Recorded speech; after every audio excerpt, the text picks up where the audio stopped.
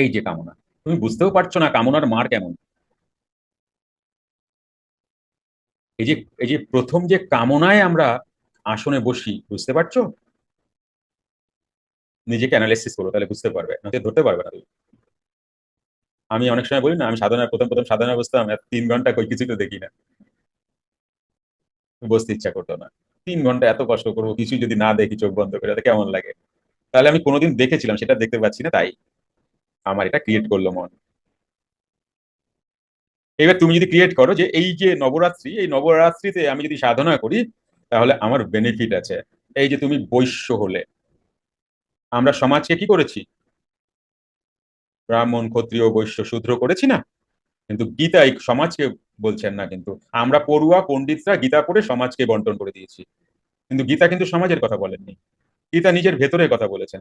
এই সময়টা সাধনা করার যে এই যে সামান্য একটু আশা, একে বলা হয় বৈশ্যতা। মানে তুমি তখন বৈশ্য হচ্ছ, মানে বিজনেসম্যান, মানে লস লস প্রফিট। আমি এই সময় করলে আমার প্রফিট হবে, আমি বেশি কিছু পাবো, আর অন্যান্য দিন পাবো না। যতক্ষণ তোমার ইনারে এই মোটিভেশন না আসবে, প্রথম তো এটা আসবে নাকি আমাকে মুক্তি হতো, মুক্তি জানি না, স্বাদই পাই নাই, বারবার জন্মাইছি আর মরছি। তো মুক্তির স্বাদ তো জানি না, সুতরাং ওটা ভেবেও লাভ নেই, ভাবলে ওটা বোঝা যাবে না। ছাড়ো, মুক্তির দিকে ছাড়ো, ওটা বুঝতেই পারবে না তুমি মুক্তিটা কি। তোমার জীবনের ছোটখাটো কিছু মুক্তি আছে, ওর সাথে ম্যাচ করাবা, ওইটাই বোধহয় মুক্তি। কোনো কিছু তুমি শান্তি পাইছিলা, কোনো লোন শোধ করে বাপরে বাঁচলাম, এই আমার মুক্তি, তোমরা এইটারে মুক্তি ভাবা, এরকম না মুক্তিরা।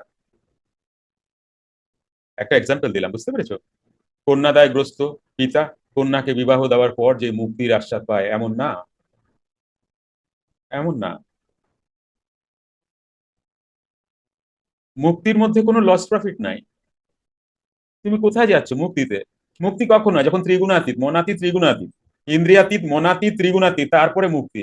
তো সেখানে তোমার মনই তো কাজ করবে না, তোমার ওই সাতটাই তো নাই, বাপরে বাঁচলাম, তুমি আগেই বাচ্চা রয়েছো।